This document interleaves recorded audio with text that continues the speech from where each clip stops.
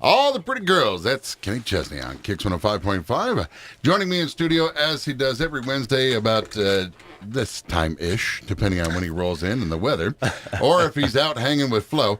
It is Mike Barra from Barra Insurance Agency. How are you, my friend? I'm well. How are you? You geared up for next Thursday, the big stuffing day? I am actually just blown away that's next week. Isn't that crazy? I know that might be one of those things that, as a person, like for me, radio, for you, insurance, radio keeps going 24/7. Things happen in people's home 24/7. They do. I've frequently been at a radio station on Thanksgiving or Christmas. Oh, yeah, me too. And so... Back in the day. I know that now, if there's an emergency, is there a number when people call Barrett, like at night, or you just say, "I'll deal with everything in the morning"? You have to have some kind of leave me alone. Honestly, how do you work that? So actually, this is really good information. So you just dial our regular office number 748-5224. Listen to the voice prompts all the way through, and as it goes through, you're going to hear a prompt to get Jen now, which is my wife. Yeah. And I put her first. And then another prompt after that. For somebody else. For me. No. So if you choose one option, I think it's option 6, we'll get Jen 24 hours a day. Option 7 gets me 24 hours a day. Yeah. That goes to our cell phones, and it's for emergencies. Option 6, if you have an emergency at 3 a.m., will get you an earful, I'm sure. So it's funny because for voice messages or to get an extension, Jen's also first. And initially I thought that's just a courteous thing to do. And then I thought, no, that's just a smart thing to do. Absolutely. When it comes to things like lately, of course, we've had a lot of snow, a lot of ice, and things like fires or people trying to stay warm that have like faulty fireplaces or bad propane heaters. Is there a difference on how an accident occurs?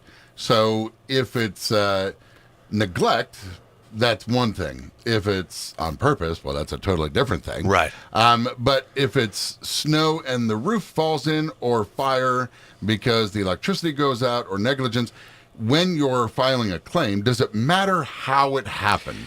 Really not by much. They a fire is a fire, a collapse is a collapse. So whether it's due to your negligence or not, most likely it's going to be covered. Now, I say most likely because there are certain types of policies out there with what we call E&S carriers, excess and surplus lines carriers, which some people, for some reason or another, their risk isn't widely accepted by, the standard carriers like Concord Group, Progressive, Cooperative Insurance, the Hartford, Safeco, the list goes on. So you have to go to one of these other carriers, and if I say the name, most people might go, oh, that's what that is. Lloyd's of London is a great example of an excess and surplus line carrier. And if I they may put an exclusion for wood stove losses if I it's not set up right. Insure my voice for like $1 million, that would be like a Lloyd's of London thing? That would probably be an excess and surplus lines market, yeah. Unfortunately, I was reading a story about animals that had passed away. Do you carry insurance for livestock or animals if a barn is on my property, or in my own home for that matter? Sure. I know that some things are irreplaceable, and that must be very difficult to deal with.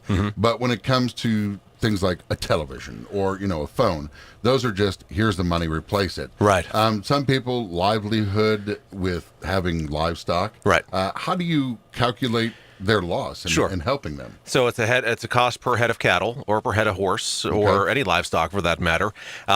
So something like that would really require a agricultural policy. So a farm or a mini farm or a gentleman's farm, whatever you want to call it, there's different types of policies available with specific companies that offer farm type policies where you can specifically cover your livestock. Do you represent some of those? Oh, yeah. Okay. Yeah. We insure a number of farms. Do. Yeah. I just said doo-doo. Doo-doo.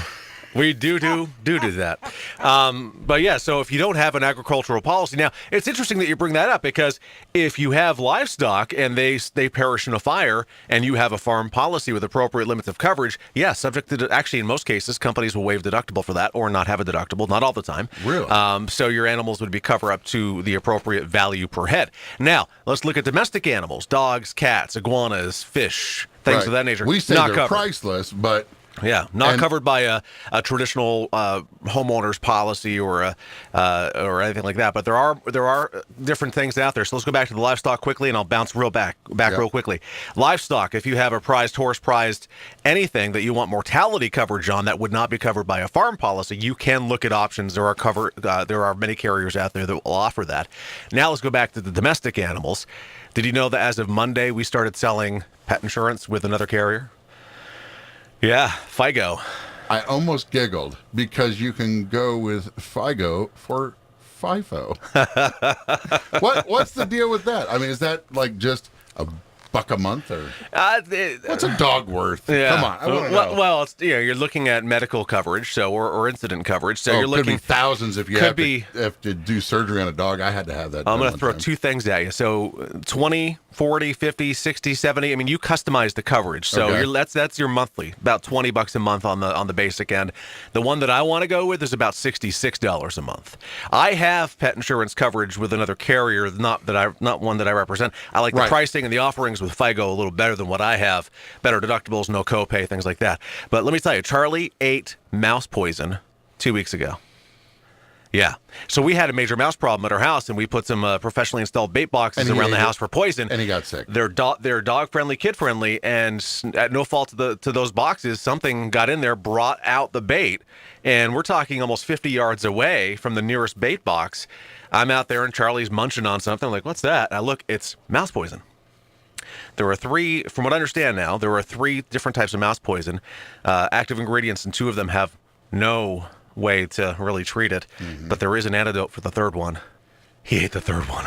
And how much did that cost? $800. Nice. Yes, covered by my insurance, subject to a $500 deductible and a 20% copay. But there's future blood work involved here, so it's I'm not going to be able to switch for a little while because it's going to be a continued expense. When you're telling me the story, I'm just thinking of you on the ground with Charlie going, "Come on, buddy, breathe." I tell you, I looked at him. I said, "Well, it was nice knowing you." Yeah, mouth to snoot. I'm like, what are you doing? So, Littleton Emergency Vet, I want to thank them because they were absolutely amazing. So, all right, free plug for them. Yeah. If you'd like to talk to, and my vet's listening, shaking his head, going, "Really, Mike? Really? You let your dog eat mouse poison?" Yeah. At Barrett Insurance Agency by calling 748-5224. Visit our website, thebarrettagency.com. Google, Facebook, and YouTube, all Barrett Insurance Agency. Bye. See ya.